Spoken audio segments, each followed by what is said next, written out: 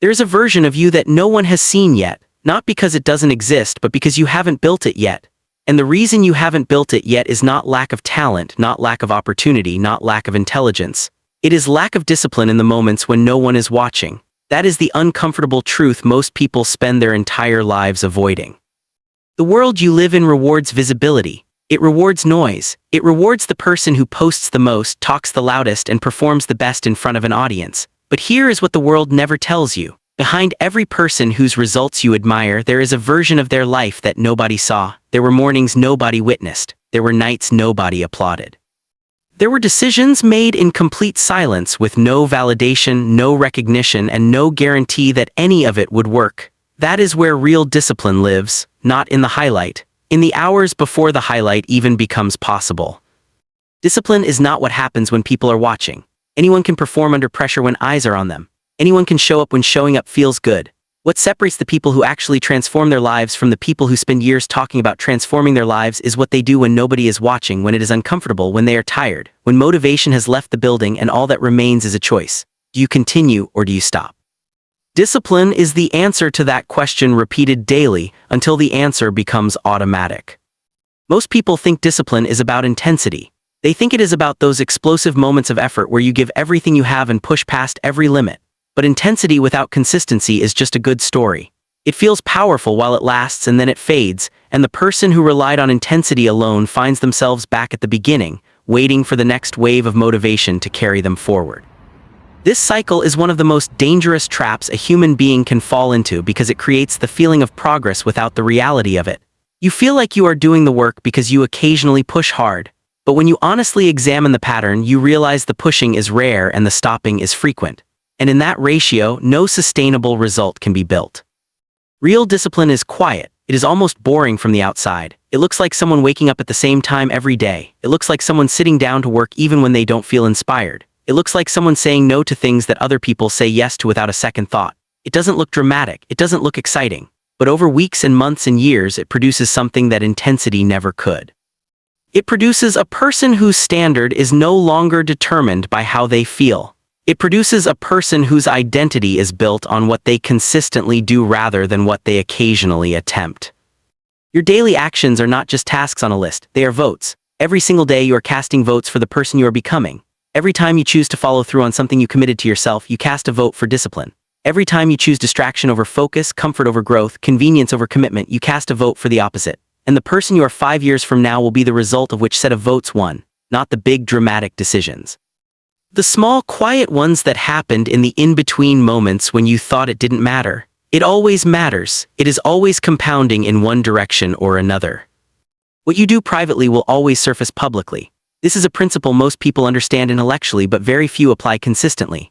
Your habits don't stay hidden forever. They show up in how you carry yourself, in the quality of your work, in how you handle pressure, in the results you produce, and in the standards you hold for yourself and others. The person who reads every day develops a mind that thinks differently than the person who scrolls every day. The person who exercises consistently develops a body and discipline that carries into every other area of their life. The person who manages their time with intention develops a relationship with opportunity that the person who drifts through their hours simply never gets access to. These differences are not accidental. They are the direct output of what happened in private over a long period of time. One of the most powerful things you can do right now is stop announcing your goals. Not because your goals are wrong, but because the act of announcing them creates a psychological shortcut that your brain uses to feel accomplished before you have actually done anything. Research consistently shows that when you tell people what you're going to do and they respond positively, your brain registers a portion of that reward early. It feels like you have already moved forward. And that feeling reduces the internal pressure that would have otherwise pushed you to act. You share your plan, you receive the validation, and somewhere beneath the surface your drive quietly weakens because a part of you already feels seen. Stop giving away the energy that should be going into execution. Let the work be your announcement. Let the results introduce your effort. Let silence be the strategy that protects your process until it is ready to be seen. Silence is not passivity. People confuse silence with weakness, with hiding, with lack of confidence. But silence in the context of discipline is one of the most powerful decisions you can make. When you move quietly, you remove the pressure of performing for an audience that was never part of your growth anyway. You give yourself permission to fail without judgment. You give yourself space to improve without the weight of expectations that were never yours to carry. And most importantly, you protect your focus from the most dangerous thing that can happen to a developing vision, which is premature exposure to opinions from people who don't understand where you are going. Not everyone is meant to understand your path. Not everyone's perspective should have access to your process. Some people will project their own fear onto your plans. Some will misunderstand your ambition as arrogance. Some will offer doubt disguised as concern. And if you expose your process too early to these voices, you risk allowing them to shape your direction in ways that serve their comfort rather than your growth. Silence creates a filter. It decides what gets access to your mind and what doesn't. And in that protected space, your discipline can develop authentically, driven by purpose rather than by the need to look like you are moving forward. There is a specific kind of freedom that comes from not needing external validation. It is the freedom to measure your progress by your own standards, to define success in terms that are genuinely aligned with who you are and what you are building. When you are constantly seeking attention, your definition of success gets outsourced. It becomes about likes and responses and how others perceive you. But when you are aligned internally, success is defined by whether you honored your commitments to yourself today, whether you did the work you said you would do, whether you showed up for the version of you that you are trying to become. That internal alignment is rare, and it is far more powerful than any external recognition because it does not depend on anything outside of you to sustain it. Here is something that rarely gets discussed. The relationship you have with yourself is the most important relationship in your life. Not with your partner, not with your colleagues, not with your audience. The relationship you have with yourself. And like every relationship, it is built on trust. Every time you commit to doing something and then follow through, you deposit trust into that relationship. Every time you make a promise to yourself and then abandon it when it gets uncomfortable, you make a withdrawal. Over time, the balance of that account determines how much confidence you carry. People wonder why they lack self-belief. They look for the answer in external circumstances. But often the answer is simpler and more personal. They have broken so many commitments to themselves over so many years that they genuinely don't trust themselves to follow through. Rebuilding that trust requires starting small. Committing to things you can actually execute and then executing them not perfectly but consistently. Because consistency repairs the relationship with yourself in a way that nothing else can. Time is either something you invest or something you allow to pass. There is no neutral territory here. Every hour has a direction. Either you chose that direction or something else did. The dangerous thing about wasted time is that it does not feel like waste in the moment. It feels like rest. It feels like reward. It feels like you deserve this break, and sometimes you do. Recovery done with intention is an investment. Rest that restores your capacity is productive. But distraction that runs on autopilot, the mindless scrolling, the unconscious drift through hours that had potential, that is waste disguised as comfort. And the cost of it is not just the hours themselves.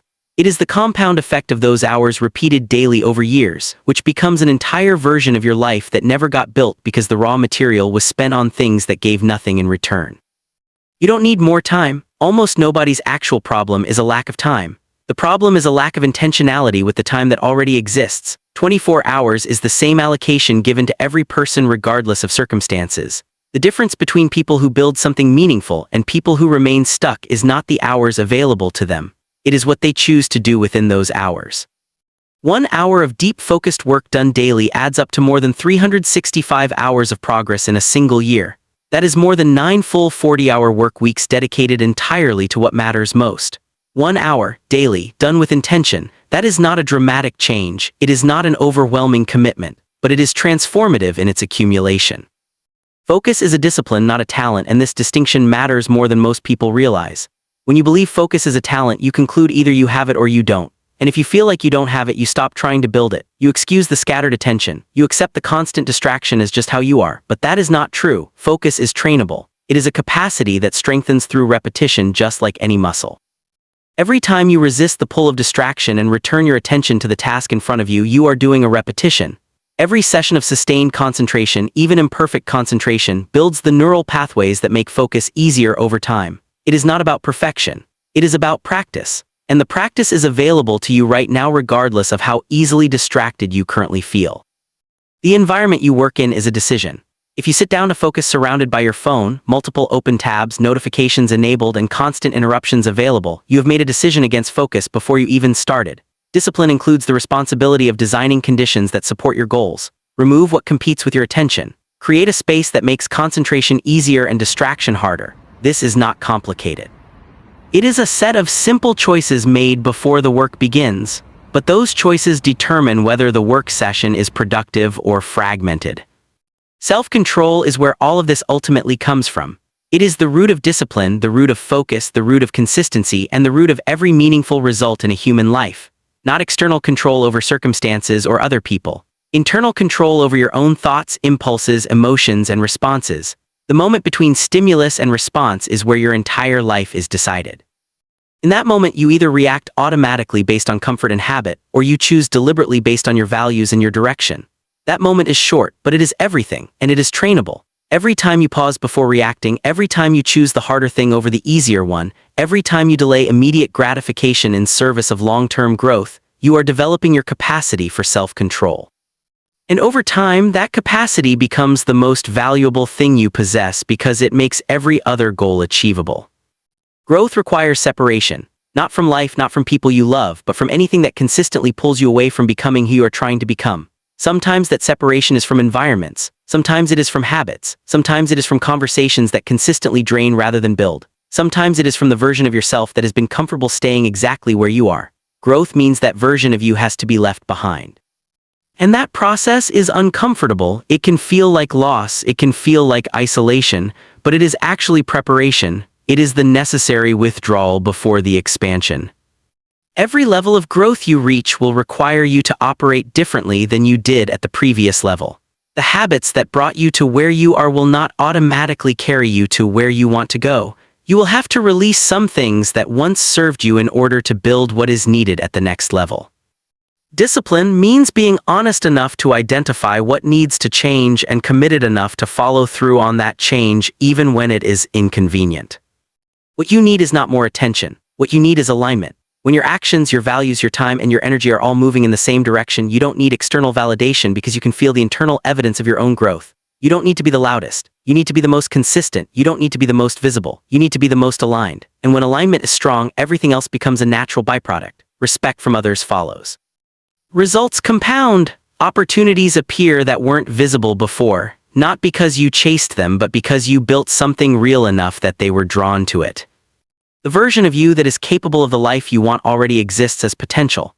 But potential without discipline stays exactly where it is forever. It never leaves the realm of what could have been. Discipline is the bridge between potential and reality. It is not dramatic, it is not always exciting, but it is always building. Every day you choose it, you move closer. Every day you don't, the distance remains the same.